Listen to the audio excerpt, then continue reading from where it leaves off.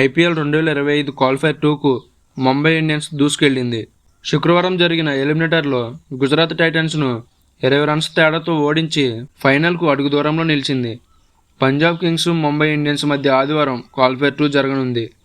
Hello friends, welcome to my channel. మన ఛానల్ని ఇప్పటిదాకా ఎవరైనా సబ్స్క్రైబ్ చేయకపోతే వెంటనే సబ్స్క్రైబ్ చేయండి. అలాగే పక్కనున్న బెల్ ఐకాన్ ఆన్లో పెట్టుకోండి. నేను పెట్టే ప్రతి వీడియో మీకు నోటిఫికేషన్ రూపంలో వస్తుంది. ఇక వీడియోలోకి వచ్చేసరికి ఐపీఎల్ 2025 నుంచి గుజరాత్ టైటన్స్ ఎలిమినేట్ అయింది. శుక్రవారం ముంబై ఇండియన్స్తో జరిగిన ఎలిమినేటర్ మ్యాచ్లో 20 రన్స్ తేడాతో ఓడిపోయింది.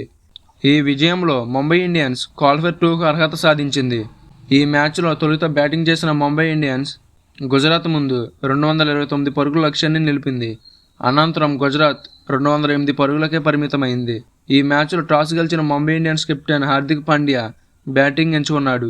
దీంతో గుజరాత్ టైటన్స్ తొలుత బౌలింగ్ చేయాల్సి వచ్చింది. కెప్టెన్ హార్దిక్ పాండ్యా నమ్మకాన్ని నిలబెడుతూ ఆది నుంచి అటాకింగ్ గేమ్ ఆడారు. ఓవైపు రోహిత్ శర్మ 50 బంతుల్లో 81 రన్స్ చేశాడు. మరోవైపు జానీ బేర్స్టో 22 బంతుల్లో 47 రన్స్తో ఎదురుదాడికి దిగారు. దీంతో ముంబై స్కోర్ బోర్డు పరుగులు పెట్టింది.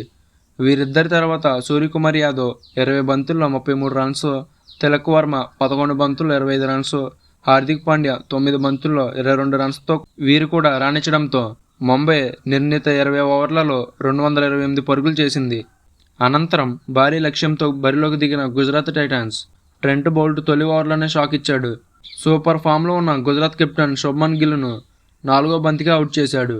ఆ తర్వాత క్రీజులోకి వచ్చిన కుశాల్ మెండిస్ 10 బంతుల్లో 20 రన్స్తో ఉన్నంతసేపు ఆదరించాడు. అయితే అతడు హిట్ వికెట్గా వెండి తిరిగాడు. ఓవైపు వికెట్లు పడుతున్న సాయి సుదర్శన్ మాత్రం 49 బంతుల్లో 80 రన్స్తో పోరాటం చేశాడు. వాషింగ్టన్ సుందర్ 24 బంతుల్లో 48 రన్స్తో కూడా రాణించడంతో గుజరాత్ టైటన్స్ 13.3 ఓవర్లలో 151 రన్స్తో మెరుగైన స్థితిలో నిలిచింది.